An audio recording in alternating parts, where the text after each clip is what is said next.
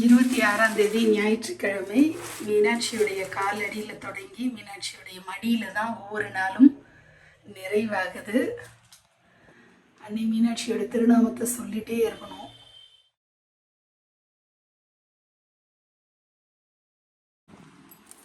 முதல்ல எலுமிச்சம்பழம் சைஸ் அளவுக்கு புளியை கரைச்சி எடுத்துக்கோங்க. இது உங்களுக்கு கரைக்க கஷ்டமாக இருந்ததுன்னா வெந்நீர் ஊற்றி நான் கொஞ்சம் நேரம் ஊற வச்சுட்டு கரைச்சிங்கன்னா சூப்பராக கரைச்சிடலாம். அதுக்கப்புறம் ஒரு கடாயில் நம்ம இதெல்லாம் வதக்கிட்டு அரைச்சி வச்சுக்கணும். ஸோ நம்ம என்னென்ன எடுத்துக்கிறோம் அப்படின்னா, 1 ஸ்பூன் அளவுக்கு ஜீரகம், 1 ஸ்பூன் மிளகு, கொஞ்சம் கருவேப்பிலை, 1/4 ஸ்பூன் அளவுக்கு வெந்தயம் போதும். அப்புறம் ஒரு தக்காளி, அது சின்ன சைஸ் தக்காளி, ஒரு 10-15 பல்லு பூண்டு எடுத்துக்குவோம். இதை மட்டும் வதக்கி அரைக்க போகிறோம். வதக்கி அரைக்கிறதுக்கு தேவையான மசாலா நம்ம பார்த்துட்டோம். இப்போ குழம்பு பண்ணுறதுக்கு என்னென்ன தேவைன்னு பார்க்கலாம்.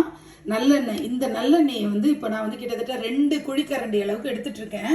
இந்த நல்லெண்ணெயை வதக்கிறதுக்கு கொஞ்சம் யூஸ் பண்ணிக்க போகிறோம், குழம்பு செய்கிறதுக்கு கொஞ்சம் யூஸ் பண்ணிக்க போகிறோம். அப்புறம் மஞ்சத்தூள், மிளகாய்த்தூள், தனியாத்தூள். மஞ்சத்தூள் பேருக்கு ஒரு 1/2 ஸ்பூன் போட்டால் போதும். இது 1/2 ஸ்பூன் எடுத்துகிட்ருக்கேன். அதே அளவுக்கு 1/2 ஸ்பூன் தனியாத்தூளும் எடுத்துகிட்ருக்கேன். அதாவது மிளகாத்தூளும் தனியாத்தூளும் ஈக்குவல் ப்ரொபோர்ஷன் எடுத்துகிட்ருக்கேன். அதுக்கப்புறம் இது பூண்டு குழம்பு தான் அப்படிங்கிறதுனால பூண்டு அதிகமாக ஒரு 25-30 பல்லு எடுத்துகிட்ருக்கேன். சின்ன வெங்காயம் அது ஒரு 15-20. ரொம்ப பெருசாக இருந்தால் அதை பாதியாக கட் பண்ணி வச்சுக்கோங்க. கருவேப்பிலை. இதுதான் குழம்புக்கு இப்போ தேவையான பொருள். இப்போ கடாயில் நம்ம ஃபஸ்ட்டு எண்ணெய் ஊற்றிக்கலாம். பாதி எண்ணெய் தான் நான் எடுத்துகிட்ருக்கேன். செக்கு நல்லெண்ணெய் நல்லா டார்க்காக இருக்குது. ஸோ பாதி நல்லெண்ணெய் மட்டும் நமக்கு அரைக்கிறதுக்கு தேவையானது மட்டும்தான். அதனால முதல்ல கொஞ்சம் நல்லெண்ணெய் ஊற்றிக்கோங்க. அடுப்பில் எண்ணெய் சூடாயிடுச்சு, பார்த்தாலே தெரியுது உங்களுக்கு. இப்போ அடுப்பை சிம்மில் வச்சுட்டு ஜீரகம் கொஞ்சம் போட்டுக்கோங்க, மிளகு போட்டுக்கோங்க, வெந்தயம் போட்டுட்டு கருவேப்பிலையும் போட்டுருங்க. எல்லாம் அடுத்தடுத்து உடனே போடலாம், ஏன்னா நல்லா எண்ணெய் சூடாயிடுச்சு. இந்த பூண்டையும் போட்டுட்டு இப்போ வதக்குங்க. நம்ம இதெல்லாம் சேர்த்து அரைக்க தான் போகிறோம். அதனால் ஒரு லைட்டாக கொஞ்சம் நேரம் வதங்கினோடனே தக்காளி போட்டுருங்க.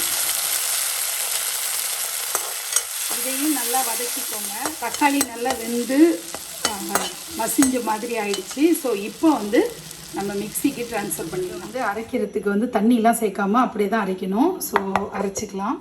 இப்போ அதே கடாய் தான் நான் யூஸ் பண்ணுறேன். மீதி இருக்கிற நல்லெண்ணெய், குழம்புக்கு தேவையான நல்லெண்ணெய், நல்ல தாராளமாகவே நல்லெண்ணெயை ஊற்றிடணும். இது சூடாகட்டும். வெங்காயம் நான் சேர்த்துட்டேன். இப்போ பூண்டு போட்டுக்கோங்க. கடுகு தாளிச்சதை உங்கள்கிட்ட சொல்ல மறந்துட்டேன். ஸோ கடுகு தாளிச்சுட்டு அதுக்கப்புறமா வெங்காயம், பூண்டு அதெல்லாம் இந்த வீடியோ எடுக்கிற கான்சன்ட்ரேஷனில் எனக்கு மறந்துடுது. ஸோ ஆக்சுவலி கடுகு தாளிச்சுட்டு அதுக்கப்புறம் வெங்காயம் போட்டு அதுக்கப்புறம் பூண்டு போட்டு அப்புறமா கருவேப்பிலை கொஞ்சம் போட்டு வதக்குங்க. உங்களுக்கு கலர் மாறுறது, இந்த வெங்காயம் கலர் மாறுறது உங்களுக்கு தெரியும். அது வரைக்கும் இதை வதக்குங்க. வெங்காயமும் நல்லா வதங்கிடுச்சு. ஸோ இப்போ நம்ம இந்த மசாலாவை சேர்க்க போகிறோம். அது முதல்ல மஞ்சத்தூள் சேர்த்துக்கிறேன். அடுத்தது 1/2 ஸ்பூன் மிளகாத்தூள் எடுத்து வச்சுருந்தோம், அது. அடுத்தது மல்லித்தூள் சேர்த்துக்கிறேன். மிளகாத்தூள் அது ஒட்டிக்கிட்டு இருந்ததுன்ட்டு எடுத்து போட்டிருக்கேன். மற்றபடி 1.5 நீங்கள் எடுத்துக்கோங்க. ஸோ இதை முதல் சேர்த்துருங்க. கொஞ்சம் எண்ணெயில் இது வதங்கிட்டு இருக்கட்டும். இப்போ நான் அரைச்சி வச்சுருக்கேன் பாருங்கள். இந்த அரைச்சி வச்சதை நான் எப்படியும் கழுவி ஊற்றணும். அதுக்கு நான் என்ன பண்ணுறேன்னா, இந்த புளி தண்ணி ஊற வச்சுருக்கிறதுலையே அப்படி கழுவி நான் இதை இதில் சேர்க்க போகிறேன். அப்புறம் நம்ம இந்த புளி தண்ணியையும் இதில் ஊற்றிடணும். ஊற்றிட்டு நம்ம எடுத்து வச்சுருக்கிற சால்ட்டை போட்டுட்டு கொதிக்க விட வேண்டியதுதான். இந்த குழம்பு நல்லா கொதிச்சிருச்சு. பார்த்திங்கன்னா கன்சிஸ்டன்சி இன்னும் கொஞ்சம் தண்ணியாக இருக்கு இல்லையா, அதோட எண்ணெய் பிரிஞ்சு வர்றது கொஞ்சம் தான் வந்திருக்கு. அதனால் இன்னும் நல்லா கொதித்து திக்காகணும். இப்போ கொதிக்க விட்ட குழம்புல பாருங்கள் எண்ணெய் திரண்டு மேலே வந்து நிற்கிது பாருங்கள். ஸோ இதுதான் கரெக்டான பதம். இந்த பதம் வந்தோடனே ஆஃப் பண்ணிட வேண்டியது தான். திக்காக தான் இருக்கும், பட் கொஞ்சமாக ஊற்றி சாப்பிட்ணுன்றதுனால. ஸோ எண்ணெய் எப்படி திரண்டு வருதோ அந்த பதத்தில் ஆஃப் பண்ணிட்டா போதும். ஆஃப் பண்ணிடுறேன். பாலக் பக்கோடா செய்கிறதுக்கு இந்த தண்டை மட்டும் தனியாக கட் பண்ணி எடுத்துருங்க.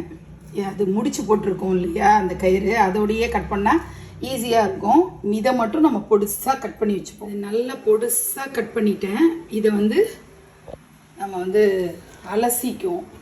ஸோ இதில் போட்டு நல்லா வடிகட்டியில் போட்டு நல்லா தண்ணியை விட்டு அலசணும். ஏன்னா கீரையில் மண் நிறையா இருக்கும். ஸோ கண்டிப்பாக அலசணும். சூப்பராக அலசணும். செய்கிறதுக்கு முதல்ல எண்ணெயை நீங்கள் சூடு பண்ணிக்கணும். அதுக்கு அடுப்பில் நீங்கள் எண்ணெயை ஊற்றி வச்சுட்டு அதுக்கப்புறம் மாவு பிசைய ஆரம்பிச்சிங்கன்னா கரெக்டாக நல்லா கழுவி வச்சுருக்கேன். ஸோ இதில் தண்ணி அதுலேயே வச்சுருந்ததுனால தண்ணி ஃபுல்லாக வடிஞ்சிருச்சு.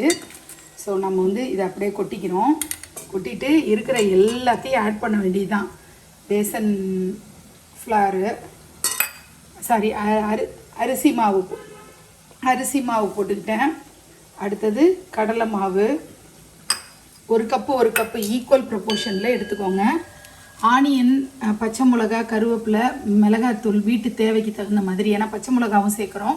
ஸோ உப்பு எல்லாத்தையுமே நீங்கள் வந்து இதில் ஸோ அரிசி மாவு, கடலை மாவு இந்த எல்லாத்தையும் போட்டுக்கலாம். போட்டுட்டு இது எல்லாத்தையும் அந்த காய் எல்லாத்தையும் கொட்டிக்கிறேன். இதில் ஒன்று ஆட் பண்ண வேண்டிய ஒரு விஷயம் வந்து பெருங்காய பவுடர் நீங்கள் ஆட் பண்ணிக்கணும்.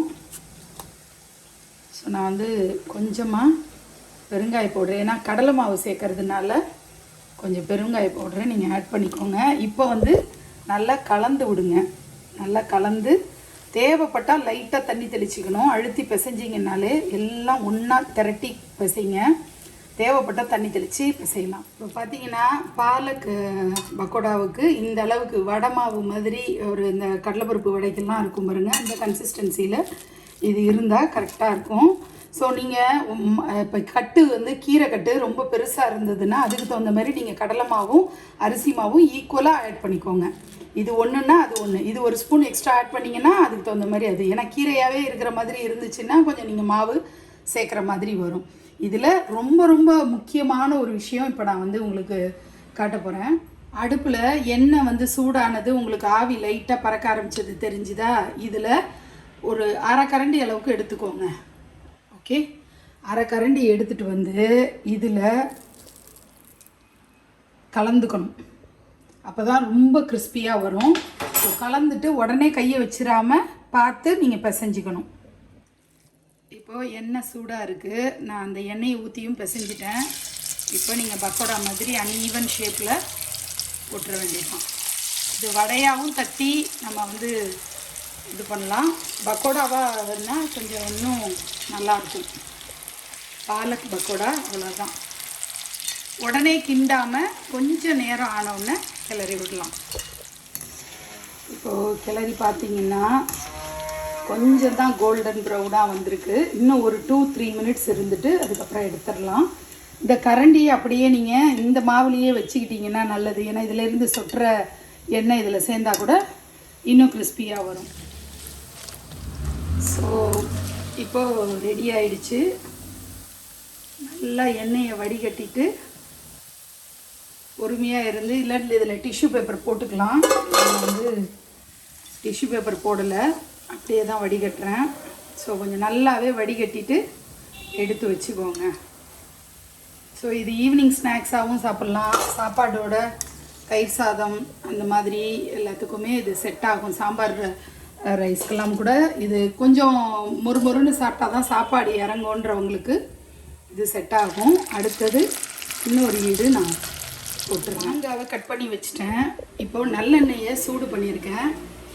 நல்லெண்ணெய் சூடாயிடுச்சு. ஸோ கடுகு போட்டுட்டு, கடுகு கொஞ்சம் ஊறுகாவுக்கெல்லாம் கொஞ்சம் தாராளமாகவே போடுங்க. போட்டுட்டு பெருங்காய பவுடர்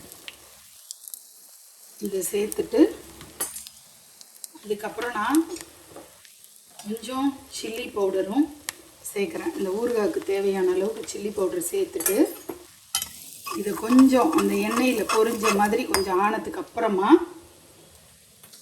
நான் இந்த மாங்காவை கட் பண்ணி வச்சுருக்கிற மாங்காவை இதில் சேர்க்குறேன். உப்பு சேர்த்துக்கிறேன் தேவையான அளவுக்கு. அப்புறம் இதை வதக்கிக்கிறேன். சும்மா ரொம்பலாம் வதங்கணும்னு இல்லை, ஓரளவுக்கு வதங்கினா போதும். மாங்காய் குழையிற அளவுக்கு வதங்கக்கூடாது, ஆனால் பச்சை வாசனை இல்லாமல், அந்த மிளகாத்தூளோட பச்சை வாசனை இல்லாமல் போகிற அளவுக்கு சிம்லையே வச்சு நல்லா புரட்டி விடுங்க. சும்மா 1 or 2 minutes வதக்கிட்டு ஆஃப் பண்ணால் போதும். நான் இப்படி தான் மாங்காய், அதாவது சடனாக ஒரு ஊறுகாய் செய்யணுன்னா நான் இப்படி தான் பண்ணுவேன். சாப்பிட்டு வேலையை பார்ப்போம்ல. ரைஸ், அடுத்தது பாலக் பக்கோடா, அப்புறம் கட் மேங்கோ இன்ஸ்டன்ட் ஊறுகாய், அப்புறம் இது வந்து பூண்டு குழம்பு மணக்க மணக்க செஞ்சு வச்சுருக்கேன். அடுத்தது தயிர். அவ்வளோதான், இன்றைக்கி சாப்பிட்டு வேலையை பார்ப்போம். வாங்கிட்டு வந்த நந்தியாவட்டையை 2ஆக பிரிச்சுக்கிட்டேன். ஒரு பாதி அர்ச்சனைக்கும் ஒரு பாதி மாலையாக கட்டி வச்சுக்கலான்னு.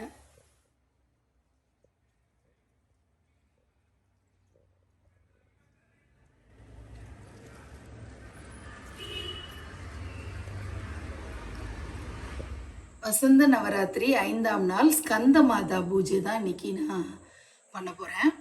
வழக்கம் போல் பிள்ளையாருக்கு அர்ச்சனை பண்ணிவிட்டு மீனாட்சி அம்மனுக்கு தாழம்பூ குங்கும அர்ச்சனை, அதுக்கப்புறம் ஸ்கந்தமாதா அப்படின்னு சொல்லக்கூடியவங்க, நீங்கள் பார்த்தாலே ஸ்கந்தனுக்கு மாதாவாக இருக்காங்க.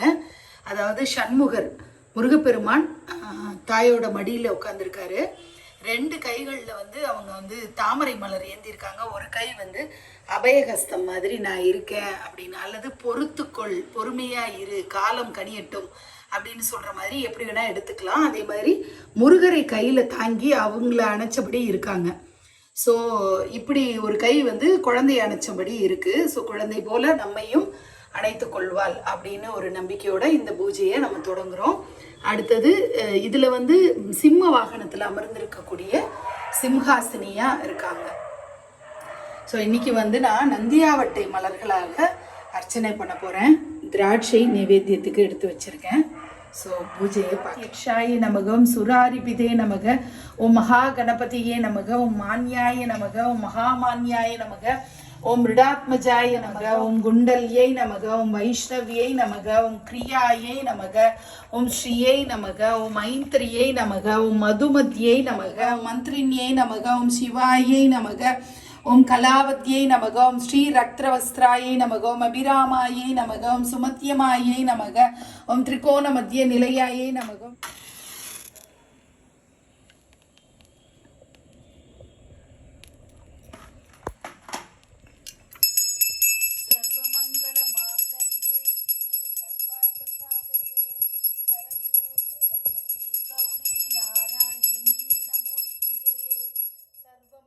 मांगल्ये शिवे सर्वार्थ साधके शरण्ये त्र्यंबके गौरी नारायणी नमोस्तुते.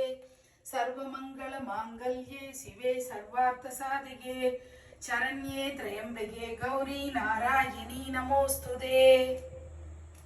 ஸ்கந்தமாதா தேவியை வணங்கும் போது முருகரையும் சேர்ந்து வணங்கின ஒரு பலன் கிடைக்கும்.